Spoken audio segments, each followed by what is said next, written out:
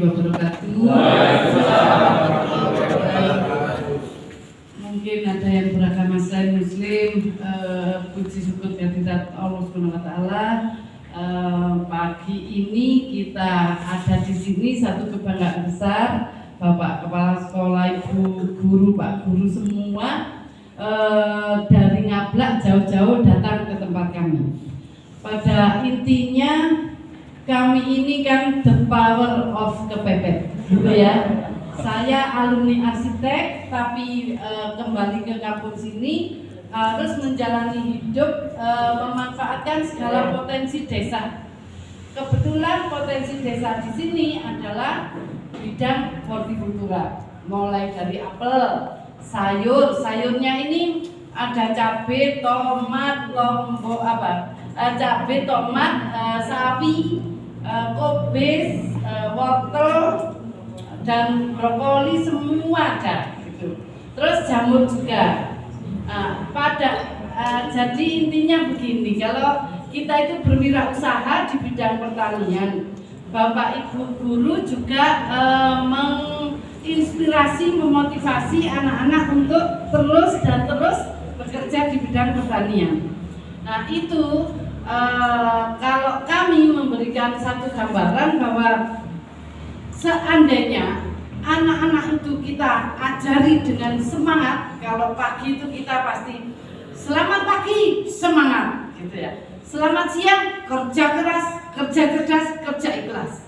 Selamat sore, gajian, karena pasti yang dihitung dari seluruh aktivitas kita itu adalah uang. Kalau kita itu bisa menerapkan tim kerja, membangun tim kerja siapapun, baik itu Bapak Ibu Guru di sekolah bersama anak-anak dengan segala keluarga besarnya, ataupun misalnya kami di rumah itu dengan anak-anak kami. Sekarang zaman milenial, zamannya kita mungkin masih zaman dulu ya. Lulus kuliah aja kadang belum paham tentang bahasa Inggris. Zamannya saya masih insinyur gitu ya, insinyur arsitek, bukan bidang pertanian. Tapi setelah kerja di proyek sekian tahun, terus krisis moneter, nggak ada kerjaan sama sekali. Maka kami datang ke sini, keluarga terutama itu kita ajak bersama-sama berkolaborasi. Sekarang ada Ibu Eli, ada Mas Hananda. Mas Hananda itu kerjanya di kuliahnya di administrasi bisnis. Berarti bangunan tim kerja di pertanian tidak melulu pertanian, tidak melulu paham akan budidaya sampai panen, tapi harus paham juga bagaimana memasarkan, membangun jejaring, update regulasi di berbagai instansi dan sampai Kementerian Pertanian. Kalau di balai Bapak Ibu berarti harus mengenal BBPP, MPV Cianjur misalnya, untuk upskilling dari kegiatan ibu semua, bapak-bapak juga. Prinsipnya kalau kita ibu-ibu kan kuat membawa dua gunung tanpa bantuan siapapun. Membawa dua telurnya kan pasti minta bantuan aku.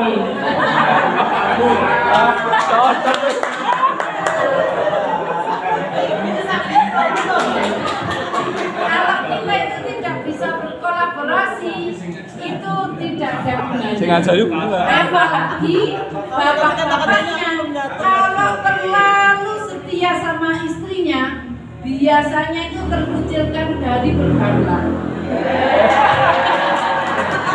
Kenapa ya? Kalau terlalu setia itu biasanya kan gaji seluruhnya dikasihkan ke istri yang di rumah. Padahal kalau acara kumpul-kumpul begini kan pasti ada kegiatan ngopi bareng teman-temannya. Yang sibuk sama HP-nya, pura-pura pas bayar itu sibuk adalah suami setia. Iya, karena pasti uang yang sudah masuk ke istrinya tidak bisa ditarik lagi. Pengalaman. Makanya harapan kami bapak-bapaknya pun harus punya uang selempitan. Uang lanang ya Bu ya? Ya, sampingan usaha tidak hanya melulu satu pekerjaan, satu bidang pekerjaan. Iya.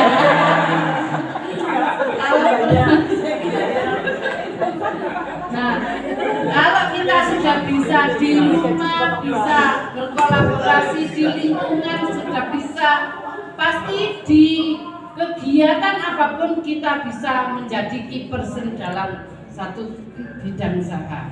Dan ternyata bidang pertanian itu sangat luas sekali.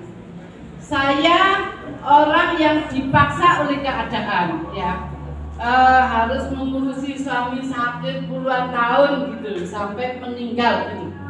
Itu kalau kita tidak punya kekuatan bahwa semua keluarga ini pasti ada risiko. Pada saat kita bekerja di lingkungan sekolah pun kita harus bisa mampu untuk mengkolaborasikan diri. Sekarang kami punya usaha bunga daun potong segar. Sampai daun-daun kering itu loh kita bisa jual. Kalau misalnya itu dioptimalkan, kami ini dapat uang dari Bu Eli saja jualan bunga daun potong bisa 30 sampai 50 juta sebulan. Bunga daun potong. Saya hari ini mengerjakan ICU, sentral dan ruang operasi di rumah sakit. Itu kalau 1 tahun sudah 3 miliar saya atasi untuk mengurusi pekerjaan konstruksi bangunan. Belum lagi yang kaitannya dengan dagang. Bidang pertanian itu seandainya Bapak Ibu belum ada jurusan olahan. Tapi kalau kita menambah jejaring kita di bidang apapun, contohnya sekarang di Kota Batu, menjadi sentranya wisatawan datang ke Kota Batu. Sebelum pandemi itu 7 juta wisatawan datang ke Batu. Jadi kita tidak perlu mencari peluang pasar, mengkurasi produk, itu kita asalkan punya produk berkualitas, masuk ke toko oleh-oleh, pasti jadi uang. Tapi sekarang musimnya agak beda. 2 tahun kita kena pandemi. Berarti kita mengedukasi anak-anak untuk membuat Tokopedia, Shopee, e-commerce yang lain. Baik itu pengembangan dari handphonenya, digital marketing, itu kita harus mengedukasi anak-anak bisa untuk menjual. Kalau kita ini mengajari anak-anak yang bapak-bapaknya biasa buka tok ya. Apa lagi?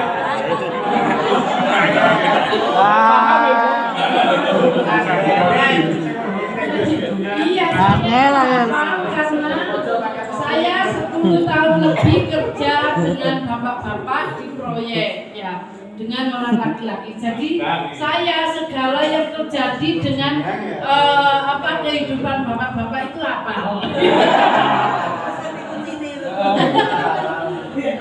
Makanya kita sekarang dengan adanya pengembangan pertanian, peternakan, dari hulu sampai hilirnya itu kita kita kuliti ya, satu itu semua jadi peluang.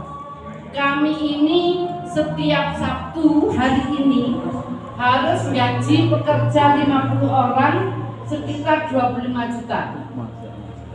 Listrik saya 33 watt, 33 ribu watt, itu listriknya 10 juta sebulan. Di bawah itu saya bisa makelaran ngimporkan umbi bunga lili dari Belanda.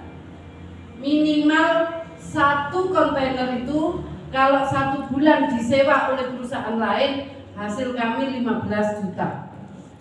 Jadi kalau dunia pertanian ini kita garap dengan optimal, kita bangun jejaring, kita ini masuk ya di bidang bunga, pasti saya masuk Asosiasi Bunga Indonesia. di bidang cabai sama tomat, bawang merah itu kita masuk di Asosiasi Agribisnis Cabai Indonesia. Terus kalau kita ini di UKM itu masuk di dalam Asosiasi Pengusaha Kota Batu, sehingga apapun yang ada di Batu, di kota kami itu ada peluang, itu kita pasti dapat informasi. Kalau kita bangun di jejaring di dunia horti, kontak bisnis horti, di mana-mana, itu akhirnya peluang itu datang dalam genggaman. Kita bisa ada di sini, tapi bisa mencari jejaring dengan banyak hal.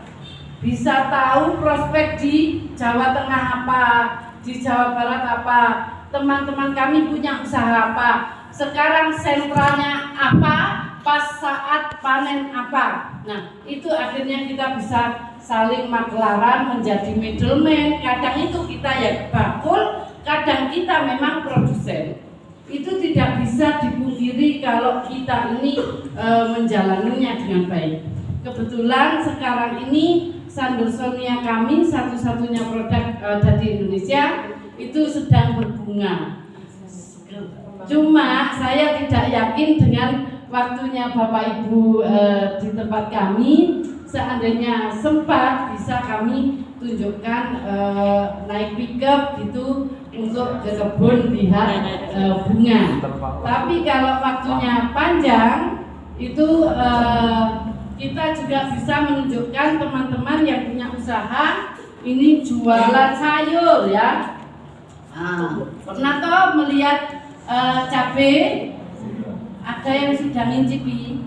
Yang masih penasaran ini harus digunting nanti ya. Ya, siap. Mencicipi ya. Nah, terus ini paprika. Ya, kami punya berbagai sayur untuk diolah dengan vakum fryer kecil menjadi produk olahan keripik. Hanya dengan sedikit saja yang misalnya gini, ini cuma digoreng biasa dengan tepung. Tepungnya akhirnya jadi beratnya juga. Segini kita bisa menjual kalau di toko oleh-oleh bisa sampai 20.000. Ini peluang. Padahal intinya hanya berapa cabai, hanya ditepungi, digoreng. Kalau kita nggak punya vacuum fryer, di oven. Cuma seperti itu kita bisa. Kalau misalnya jalankan keripik buah ini harus warnanya setara. Kalau kekuningan ya kuning semua. Supaya apa? Kalau misalnya salak dicampur buah naga, otomatis kan minyaknya itu sekali masak 200 liter. Kalau seandainya ini warnanya berganti-ganti itu tidak bisa. Maka trik kami bagaimana menggunakan ini dengan efisien. Jadi 5 produk, salak, apel, pisang, nangka, nanas itu dibuat satu deretan kerjaan. Terus kalau misalnya sayur, sekarang sayur itu menjadi taktiknya pengolah yang ada di sini jadi produk potensial. Kalau bilang seperti itu, inilah produk satu-satunya yang ada di Indonesia. Orang image-nya itu, waduh, baru ada di sini saja. Dan ternyata dengan memberikan gambaran promosi seperti itu, ternyata larisnya tidak ketulungan. Sama dengan sekarang ini, tapi kalau saya yang promosi salah, soalnya saya bodinya 5L gitu ya. Nah, ini lemon ya. Lemon ini misalnya ada bapak-bapak gitu datang. Ini sangat cocok untuk ibu-ibu karena membuat langsing, kurus, rapat, singset dan papat. Misalnya dibilang begitu, otomatis bapak-bapaknya tanpa ngomong apa-apa pasti beli. Barang udune ibu-ibu untuk ibu-ibu ya. Misalnya gini, ini apel ya. Apel ini sebetulnya kan apel kecil-kecil toh. Ya. Hasil panennya yang besar-besar itu jual untuk dikirim ke luar daerah. Tapi yang mentil-mentul goresen ya itu kan panennya pada saat bersamaan dan itu menjadi barang sortiran. Tapi kita tidak akan bilang inilah kerepek apa dari bahan baku sortiran, nggak laku pasti. Tapi kalau dibilang ini betul-betul 100% buah apel pilihan.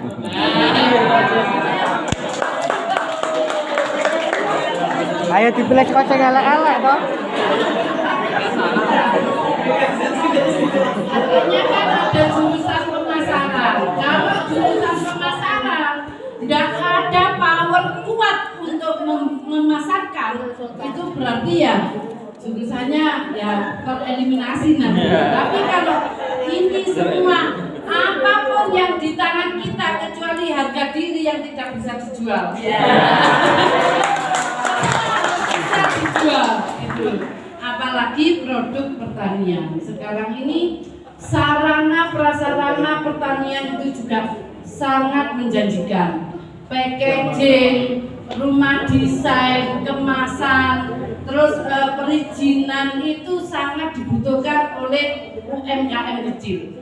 Dan apabila Bapak Ibu semua di lingkup sekolah, ya di lingkup sekolah itu membuat satu tempat ya menjadi inkubasi bisnis gitu dan menjadi tempat studi edukasi di dalam sekolah itu sendiri akan menjadi satu peluang. Saya ini kemarin dalam waktu 5 hari harus menyelesaikan taman di aulanya Polbantan, Politeknik Pembangunan Pertanian.